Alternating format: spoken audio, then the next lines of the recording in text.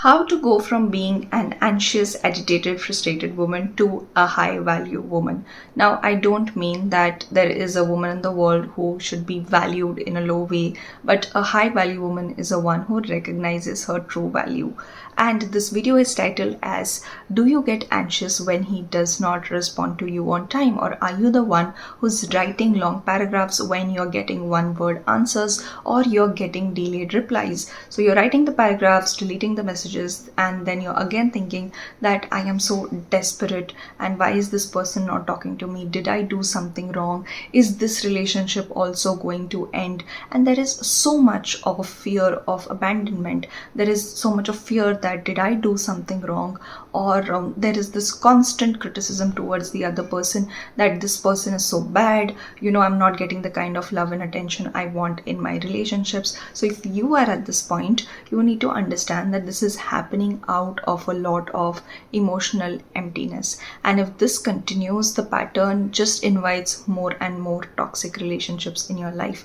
Because help me understand this, if you are not getting proper responses or if you're not getting proper communication, why are you in that particular relationship? Especially when you're not married, when you can end the relationship. But I see so many women being there because subconsciously that is what they believe. They believe that this is what relationship looks like, this is what I deserve, breadcrumbs of attention. But a high value woman is one who will walk out of that relationship without creating a lot of drama, without writing a long paragraph that I am leaving and how you are a bad person. Why? Because she knows that she is worth more. She is worth more consistency. But for that, you will have to deal with this emotional emptiness. We talk about everything else when it comes to relationships and marriage, but when we don't talk about this emotional emptiness, it's okay to have needs in relationship, like the need for communication, the need for reassurance, the need for safety. But there comes a place where you don't just have a need, you have an emotional wound. And because of that wound, you want a person to regularly, almost every day, tell you that they will not leave you. You need reassurance from them and you want to make sure that you are not abandoned. So you also try to test people. You deliberately, subconsciously, whatever, you start to create traps for people where they can never actually end up satisfying you. And so many women don't understand that they are doing this and this is happening subconsciously because they have this emotional emptiness. And no matter how much attention or love you get from people, if you have this emptiness, you are going to end up wanting more of that, wanting it more regularly so that you can feel safe about yourself. Now, the way to heal out of all of this and to actually go from becoming anxious to a high value woman is to become the adult that your inner child needed. Whether that adult meant showing up for yourself with reassurance, whether that needed, showing up for yourself with appreciation. So if you've had, your inner child had parent or your inner voice is very critical, you need to have a parent that's appreciative.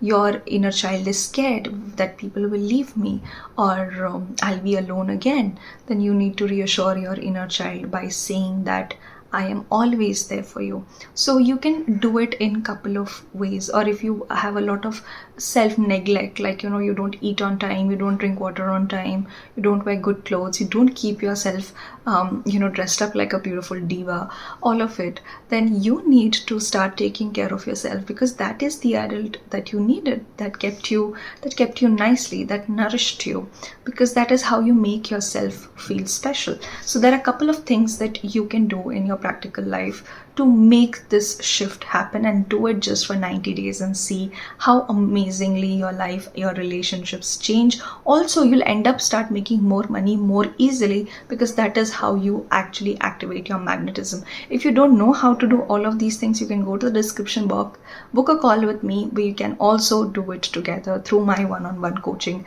sessions. So the first thing is to build a regular practice of talking to that inner parent, inner authority, or your higher self. I like to call it my higher self, or I can also call it sometimes the spirit of unconditional love, because love is what you're looking for. And I reassure myself Okay, so love is writing me a letter, or my higher self is writing me a letter.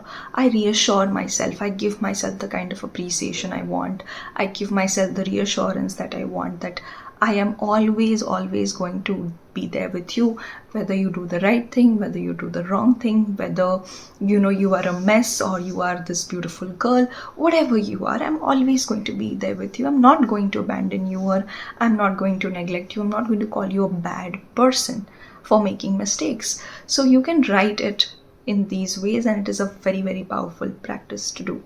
The second is to build a life that is not centered around men or boys.